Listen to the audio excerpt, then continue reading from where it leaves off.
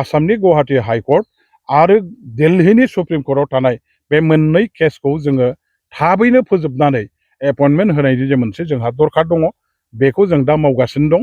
बर' बिजोंल' नङा बिटिसि ओनसोलाव जेसेबां बिजों दं बर', असमिया, बेंगलि, हिन्दी जेसेबां बिजोंफोर दङ बे गासैबो बिजोंखौनो जोङो मोजाङै सालायलांनाय जौगाखांहोनायनि थाखाय दा बिटिसि गभर्नमेन्टआ गोदान मोनसे माने माबाजों जोंनि पलिसि प्रग्रामजों जों दा खामानि मावगासिनो दङ।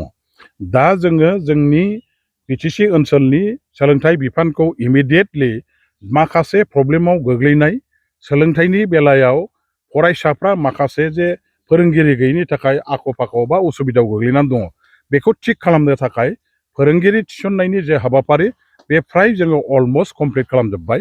भेरिफिकेसन खालामनाय जेसेबां जोंहा दा आगोलाव कमिटिनि दारै जों मावदोंमोन बे कमप्लिट जाखांनायनि उनाव जों एपइन्टमेन्ट होनायनि प्रसेसआव दा दंबाय थायोमोन।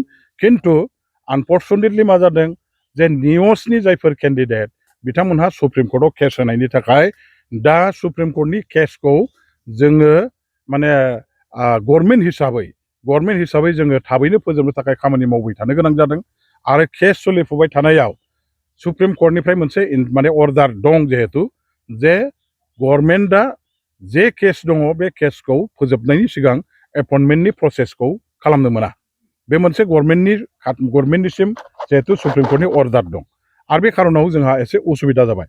आरो लोगोसेयैनो आसामाव गुवाहाटी हाइकर्टआवबो मोनसे केस गोग्लैनानै दा दं आरो बे केसआबो ओरैबायदि मोनसे सिरियास नेचारनि केस एपइन्टमेन्टखौ प्रटेस्ट खालामनानैनो बे प्रसेसखौ प्रटेस्ट खालामनानैनो होनाय केस।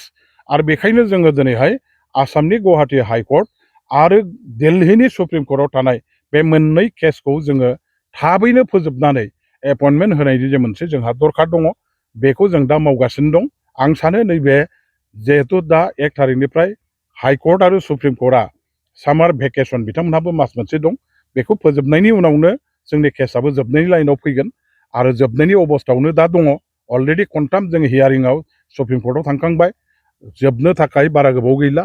बे जोबबानो जोङो आगष्टनि उनाव कर्टआ खुलिनाय लोगो लोगोनो जोङो मोनसे एपइन्टमेन्ट होनो हानायनि प्रसेसखौ जोङो लाहैगोन।